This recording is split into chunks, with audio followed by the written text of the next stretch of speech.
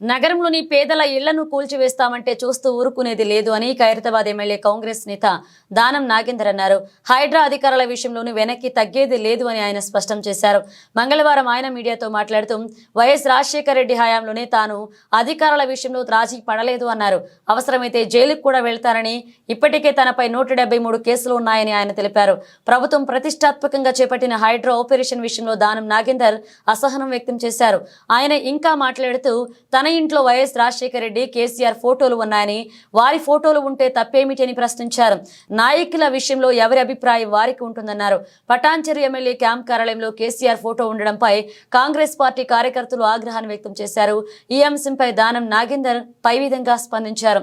Party ఫిరాయించిన ఎమ్మెల్యేలకు assembly కార్యదర్శి నోటీసులు పంపించిన విషయాన్ని మీడియా ప్రతినిధులు ప్రస్తావించగా ఇప్పటి వరకు తనకు ఎలాంటి నోటీసులు రాలేదని ఆయన అన్నారు.